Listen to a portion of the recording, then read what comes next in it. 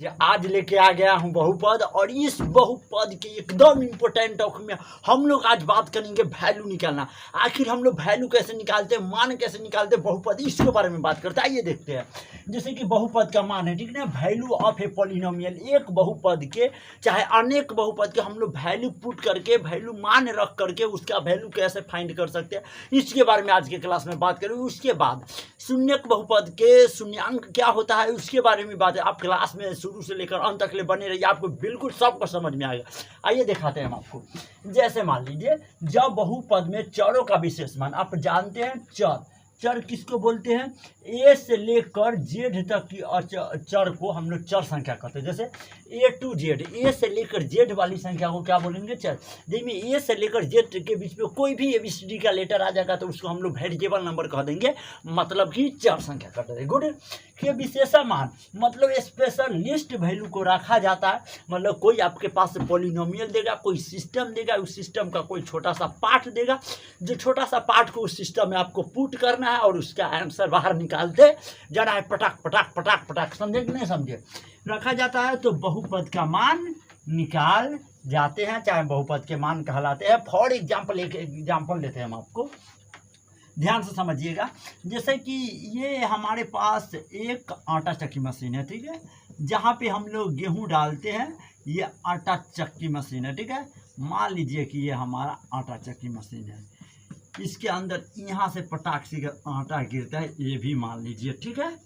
अब ये कब गिरेगा, तब जब हम इसके अंदर लाकर कहूँ से गेहूँ डालेंगे।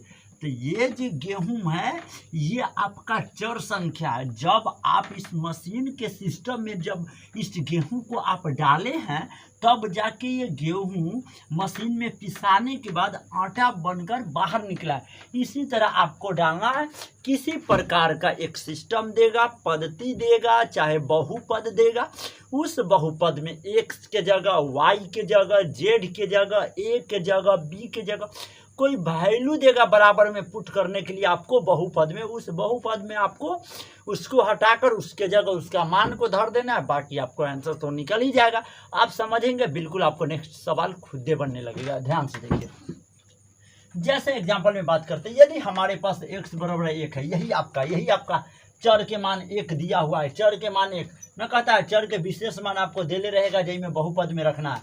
यहाँ पर एक बहुपद दिया है P ऑफ x, मतलब x के बहुपद, P ऑफ x मतलब x के बहुपद आपको दिया हुआ है 4x² माइनस में 3x और प्लस में 1। हमारा ये एक प्रकार का सिस्टम हो गया, पद्धति हो गया, जहाँ पर x के जगह हमको 1 पुट कर देना है इस सिस्टम के अंदर। यहाँ पे क्या बात है कि यहाँ पर x है तो यहाँ पर x होगा, यहाँ पर y रहता तो यहाँ पर y रहता, ठीक है। का मान आपको निकालना था। जब मान हमको निकालना है तो हमको पता है कि p के जगह p, x के जगह हमको 1 पुट करना है, तो मैंने 1 रख दिया, ठीक है, बराबर। तो x तो x, 5 तो 5, 1 है तो 1 रख देंगे, ठीक है।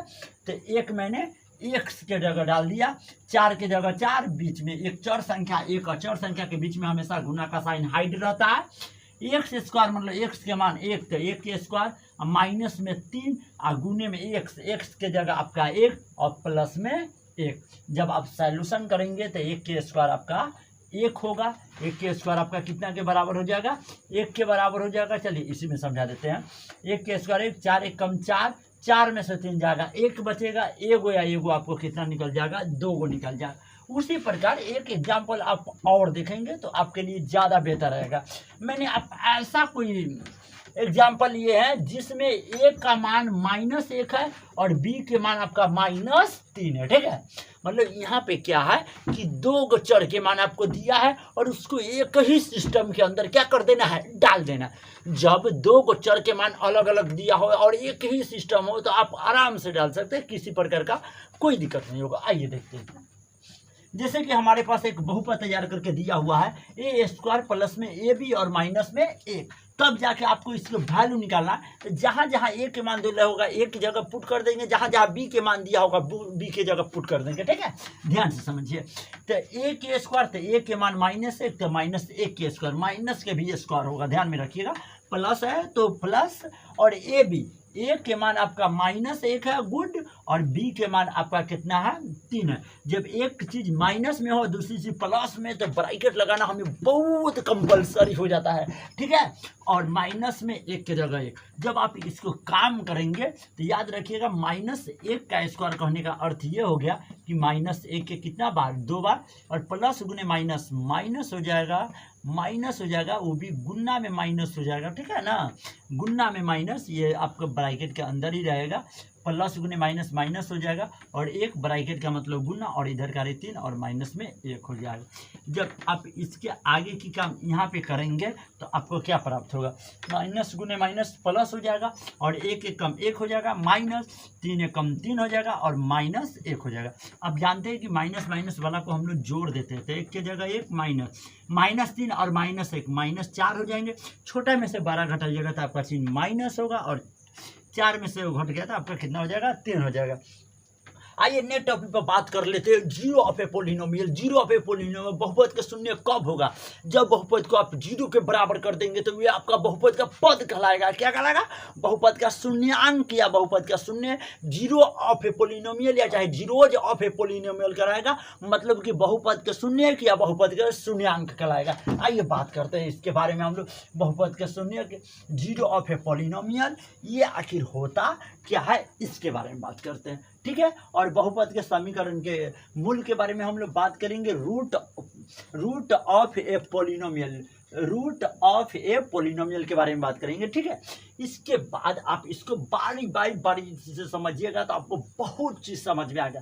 आइए दिखाते हैं, बहुपद के चर के वह मान, मतलब बहुपद पोलिनोमियल के वेरिएबल नंबर का वह स्पेशलिस्ट वैल्यू जो पोलिनोमियल को, बहुपद के मान को 0 के बराबर कर दे। याद रखिएगा बुआ, जीरो ऑफ ए पोलिनोमियल हम लोग किसको बोलेंगे, जिसमें बहुपद के मान 0 के बराबर हो जाए। बहुपद के मान किसके बराबर हो जाए, 0 के बराबर हो जाए, तब हम लोग इसको बोलते हैं बहुपद के शून्य, ठीक है। आगे चलते हैं, बहुपद का शून्य कहलाता है जब बहुपद उसके 0 के बराबर हो जाए तो हम लोग कहेंगे कि वो बहुपद का शून्य है, जीरो ऑफ ए पोलिनोमियल है।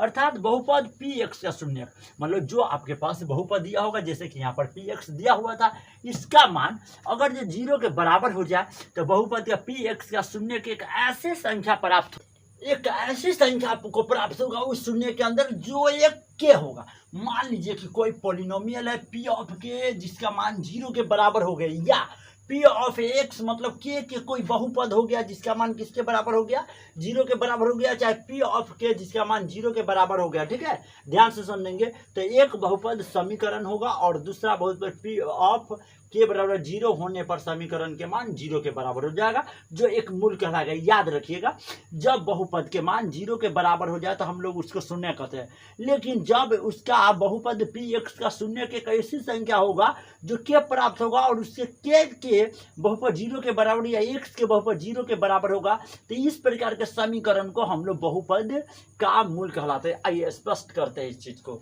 बहुपद p ऑफ x का शून्य बहुपद जो होगा p ऑफ x बराबर 0, जो एक मूल होगा, ठीक है। बहुपद समीकरण p ऑफ x बराबर 0 को बहुपद px का संग समीकरण भी कहा जाता। आइए आगे बात कर देते हैं। बहुपद p ऑफ x बराबर x -